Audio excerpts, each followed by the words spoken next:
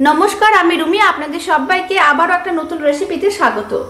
आज आमी आपनादेर चीना बादाम दिए दारुण स्वादेर एकटा मिष्टि बानानो देखाबो।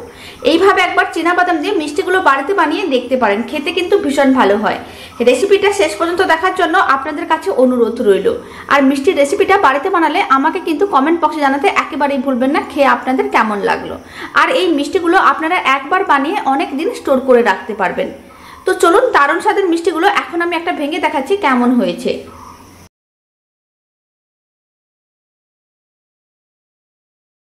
मिष्टिगुलो किन्तु खेते भीषण भालो हय, अवश्यई बाड़िते एकबार बानिये देखते पारेन। आर बानानो किन्तु एकेबारेई सहज, अल्प समय आर अल्प उपकरण दिये खूब सहजे बानिये फेलते पारबेन। तो चलुन दारुण स्वादेर मिष्टिगुलो बानानो शुरू करा जाक। चीना बादाम दिये मिष्टिटा बानानोर जोन्नो एखाने आमि एकटा बाटिते 200 ग्राम चीना बादाम नियेछि। आमी एखाने काঁচা चीना बादाम नियेछि, आपनारा चाइले भाजा चीना बादामও দোকান থেকে কিনে বানিয়ে নিতে পারবেন। এবার চীনা বাদামের মিষ্টিটা বানানো শুরু করা যাক। এখন একটি কড়াইকে গ্যাসের উপর বসিয়ে দিয়েছি। কড়াইয়ের মধ্যে আমি চীনা বাদামগুলো দিয়ে দিচ্ছি।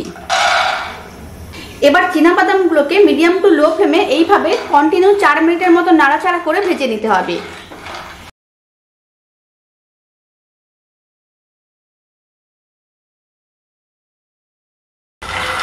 4 মিনিটের মতন চীনা বাদামকে এইভাবে নাড়াচাড়া করে ভেজে নিয়েছি। এখন চীনা বাদামগুলোকে ঠান্ডা করে তারপরে চীনা বাদামের খোসাগুলো ছাড়িয়ে নিতে হবে। চীনা বাদামগুলোকে ঠান্ডা করে ভালো করে খোসাটা ছাড়িয়ে নিয়েছি। এখন চীনা বাদামগুলোকে মিক্সির মধ্যে নিয়ে নিচ্ছি। এবার চীনা বাদামগুলোকে খুব ভালো করে গুঁড়ো করে নিতে হবে। চীনা বাদামগুলোকে খুব ভালো করে গুঁড়ো করে নিয়েছি। এখন এক সাইডে রেখে দিচ্ছি। এখন একটি কড়াইকে গ্যাসের উপর বসিয়ে দিয়েছি। কড়াইয়ের মধ্যে দিয়ে দিচ্ছি হাফ বাটি চিনি। এখানে আমি যতটা চীনা বাদাম নিয়েছিলাম তার হাফ আমি চিনি দিয়ে দিচ্ছি। এবার চিনির মধ্যে দিয়ে দিচ্ছি একেবারে সামান্য পরিমাণ জল। এখন চিনিগুলো মেল্ট হওয়ার জন্য অপেক্ষা করব। চিনিগুলো মেল্ট হয়ে গেছে। এখন চিনি শিরার মধ্যে দিয়ে দিচ্ছি দুটো এলাচ। আর এলাচ দুটোকে ফাটিয়ে দিয়েছি যাতে ফ্লেভারটা ভালো আসে। এলাচটাও খুব ভালো করে মিশিয়ে নিলাম। এবার চিনি শিরাটাকে হাই ফ্লেমে 1 মিনিট খুব ভালো করে ফুটিয়ে নেব। এতে চিনি শিরাটা কিন্তু বেশ চিটচিটে হয়ে যাবে। এখানে কিন্তু একটার বিশিষ্ট চিনি শিরারই প্রয়োজন। চিনি শিরাটাকে হাই ফ্লেমে 1 মিনিট খুব ভালো করে ফুটিয়ে নিয়েছি। চিনি শিরাটা কিন্তু বেশ চিটচিটে হয়ে গেছে। এই সময় আপনারা চেকও করে নিতে পারেন। চিনি শিরাটাকে এইভাবে ঘন করে বানাতে হবে, তাহলে মিষ্টিগুলো কিন্তু খুব ভালো হবে। এখন আমি যে চীনা বাদামের গুঁড়ো করে রেখেছি সেই চীনা বাদামের গুঁড়োটা দিয়ে দিচ্ছি। এবার চীনা বাদামের গুঁড়োটা খুব ভালো করে একসঙ্গে মিশিয়ে নিতে হবে। আর ফ্লেমটা কিন্তু একেবারেই লোতে রাখতে হবে।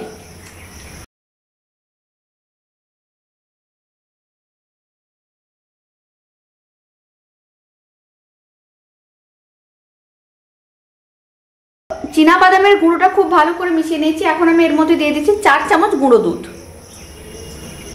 এবার গুঁড়ো দুধটাও খুব ভালো করে একসঙ্গে মিশিয়ে নিতে হবে।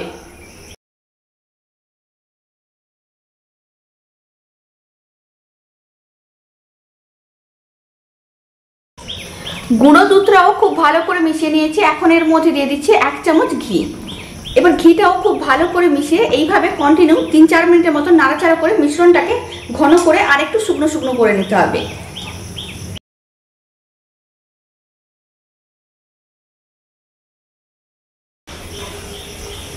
কন্টিনিউ নাড়াচাড়া করে মিশ্রণটাকে কিন্তু বেশ ঘন করে শুকনো শুকনো করে নিয়েছি। এখন ফ্লেমটা অফ করে দিলাম। এখন একটা ট্রে নিয়েছি আর ট্রেটাকে ভালো করে আগে থেকে ঘি ব্রাশ করে রেখেছিলাম। এখন আমি চীনা বাদামের যে মিশ্রণটা রেডি করে রেখেছি সেই মিশ্রণটাকে এখন ট্রের মধ্যে দিয়ে দিচ্ছি। আর মিশ্রণটাকে এইভাবে প্রেস করে করে ভালো করে ছড়িয়ে একটা চৌকো শেপ দিয়ে দিচ্ছি।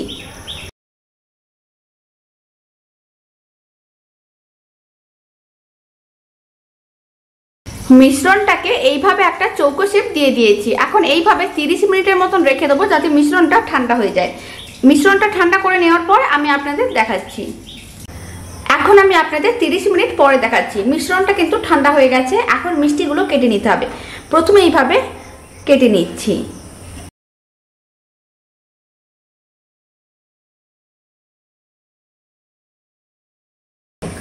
এবার লম্বা করে কেটে নেওয়া অংশগুলো থেকে একটা অংশ নিয়ে নিলাম।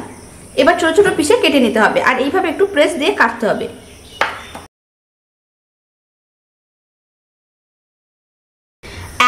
সমস্ত মিষ্টিগুলো কেটে নিচ্ছি।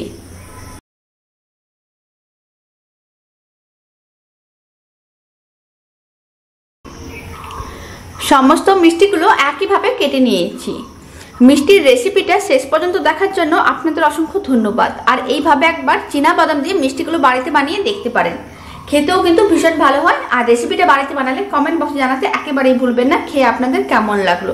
তো চলুন এবার আমি একটা মিষ্টি ভেঙে দেখাচ্ছি কেমন হয়েছে।